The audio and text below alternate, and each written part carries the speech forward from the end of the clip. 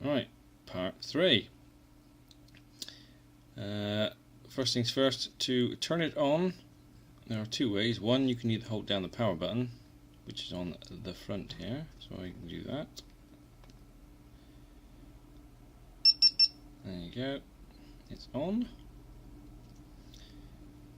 Like I said to you before, this one's showing 720p, this is super view, but this is 50 frames a second. The reason why this is 50 frames a second, it's changed from the 60 frames a second, is purely because I went into the settings and changed it from Ntsc to PAL.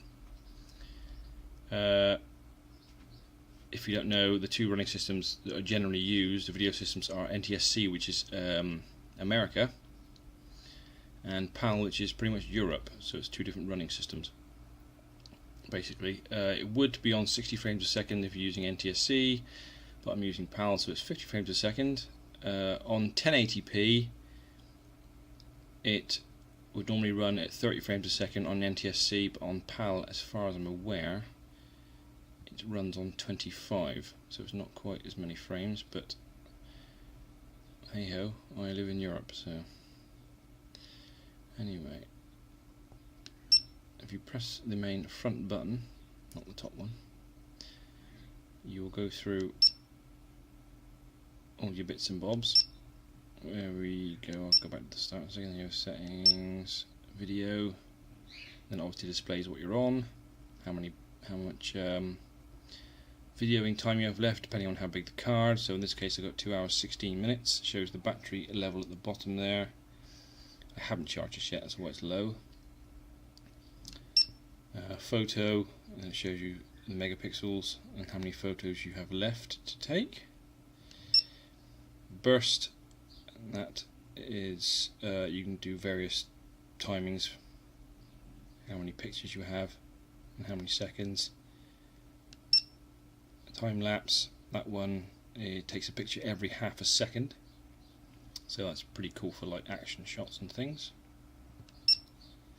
And back to the settings. On each one, when you go through each one, every time you want to go into whatever it is, press the shutter button on top. And there you have a resolution,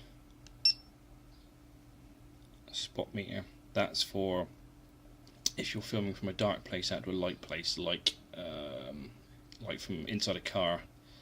Say, if you're sat in somewhere that's fairly dark and you're looking somewhere out where the sun's coming through, then it's ideal to turn that on.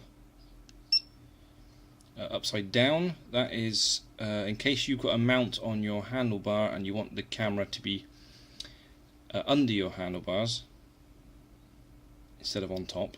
So I know some people don't like having their hoods or handlebars or whatever in view.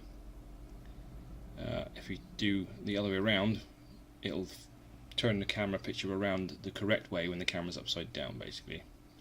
But don't worry, when it's finished processing and do whatever, it will show it correctly on the screen anyway, so whatever you choose, it will process the film the right way up. I have quick captures on. That is the other feature. The other way to turn this thing on is to hold down the shutter button. If you really want to take a quick picture, you want a quick video to start straight away and you don't want to miss anything, hold down the shutter button from the start and it will literally turn the GoPro straight on and it will start recording or start taking pictures right from the get-go. So that's on at the moment. And there's obviously the choice of there's the Ntsc and the PAL. I changed mine to PAL because it was on Ntsc. LEDs both on, that is the front one there next to the on-off button, and there's one on the back as well. I think that's indicating of charging. And beeps, that is on 100% at the moment. Obviously there's self-explanatory. The beeps, I will be turning mine off because it's a rather annoying noise. We have date and time.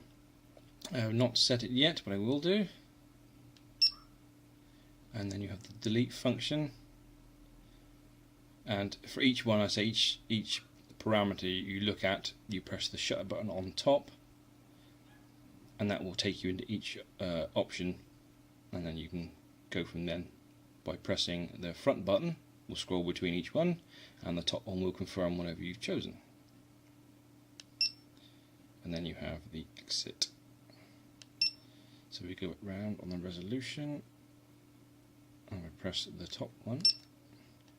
It then gives you the option, as you can see, 1080p at 25 frames a second, 720p Super View 1 at 50 frames a second, and then the 720p at 50 frames a second standard view. So I will put mine on 1080p for the first time I take it out, and I will try that. So I shall select that. Spot mirror off, I won't be needing that. Upside down I will not be needing that, because I will have mine on top of my handlebars. I say it's a personal choice. I want mine on top, I don't mind seeing my hoods. Doesn't bother me. Quick capture's already on, which I want. That's already changed. LEDs both on, doesn't bother me. The beeps I will actually, while I'm here, for the sake of all the folks, turn it off. And silence is golden. Date and time, I'll do that whenever, that doesn't bother me. But you get the idea. Delete, if you go into delete, I will do it. It shows you can come out by pressing cancel, the top one, or the last thing you captured on photo or film, or all, which will also format a SD card in the back. So if I cancel that one, because there's nothing on it, and the last one is exit,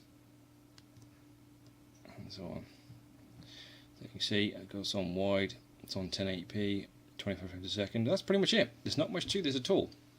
To literally start recording or taking pictures, you literally just hit the shutter button at the top, and it will do what you want, and it won't stop until you press it again. So that's all there is to it.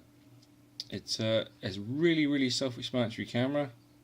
It's anyone can use this. It's dead simple. This is my first one, and I've had a quick look around, and it's just literally click and go. That's it.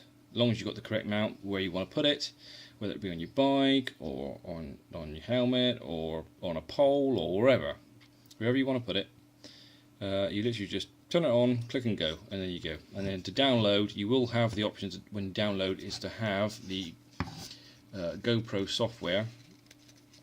As you see, I put the skeleton back on this one now because I want improved sound. You'll have GoPro software which will be installed on your computer if your computer is has the software to run it. Basically, you can go on GoPro's site and it will show you the recommendations for the computer, what you need, basically. But as you can see, the micro SD card is there in the back. See it on the right hand side of the skeleton thing there. I put mine in, and there is the USB, micro USB on the back here. That actually plugs in. You want to charge it up, plug that in, and plug it in the other side to a normal USB into whatever, a computer or a laptop or a console or anything with a USB, and it'll charge. Basically, I think it blinks. I think the front light blinks and then it goes steady when it's finished, I think. So yeah, that's pretty much it. Pretty much it. I say it's self-explanatory camera. It's one of those things where you pick it up, you can use it straight away.